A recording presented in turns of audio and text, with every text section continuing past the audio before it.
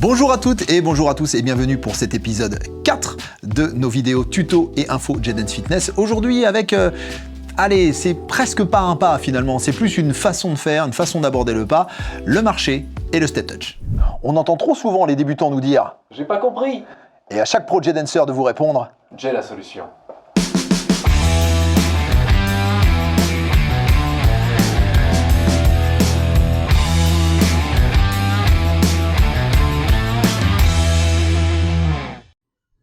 Un épisode un petit peu spécial parce que finalement on va apprendre deux bases en fait. La base alternée, c'est-à-dire droite, gauche, droite, gauche, droite, gauche, en marchant. Cette base alternée qui nous a donné les épisodes 2 et 3, notamment du pas carré et notamment du pas de bourré.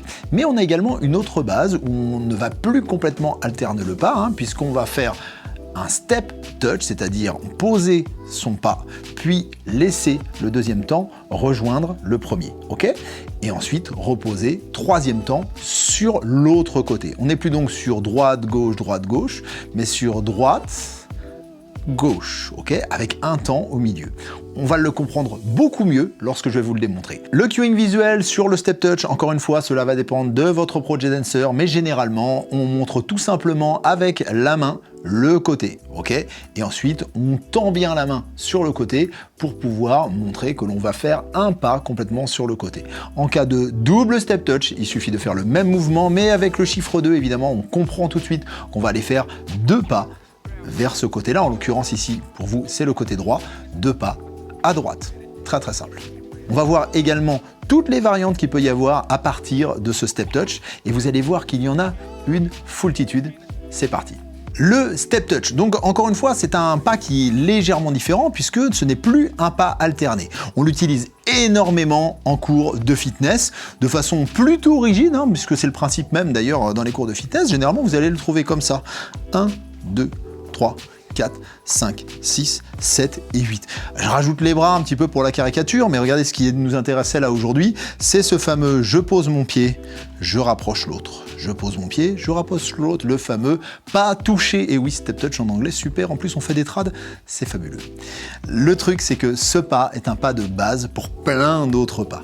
On va le retrouver à plein de moments. Évidemment, derrière, on va lui donner des formes différentes et surtout des interprétations différentes. Pour l'instant, on va rester sur le step touch. Je pose à droite, je rapproche à gauche, je pose à gauche, je rapproche à droite.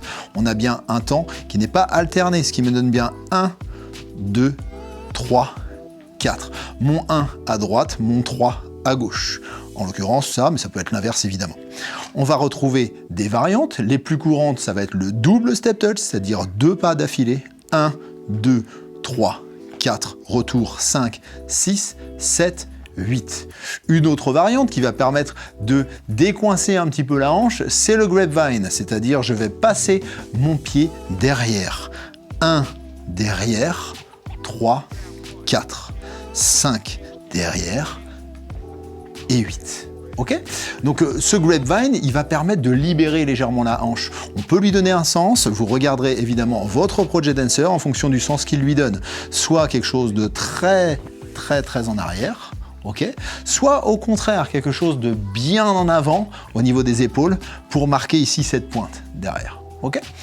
Vous allez retrouver ce double step touch également lorsque vous allez faire des turns par exemple. On en reparlera dans une autre vidéo, mais le turn, notamment en 4 temps, est à base d'un double step touch. On pourra le retrouver. Le grapevine va provoquer, entraîner votre corps pour faire de nombreux mouvements et de nombreux gestes différents que vous retrouverez très souvent. Par exemple, on va pouvoir travailler sur un premier grapevine, ici, puis un simple step touch en 8 temps. Regardez, 1, 2, 3, 4, 5, 6, 7, 8. On a bien 2 step touch et au départ, un double, ok? Attention aussi au grapevine qui passe derrière, ok?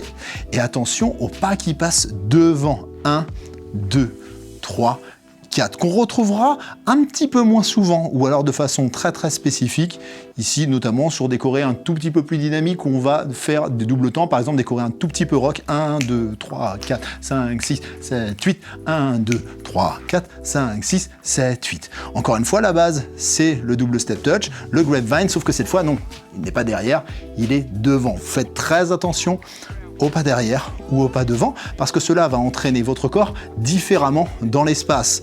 D'une manière générale, le grapevine va entraîner votre corps vers l'arrière, alors qu'évidemment, si je passe devant, je vais avoir tendance à tout simplement marcher comme on le ferait très naturellement. Voilà pour le step touch. Le step touch est un pas de base. C'est une des grandes bases avec, évidemment, le pas marché. C'est une des grandes bases en danse et particulièrement en J-Dance.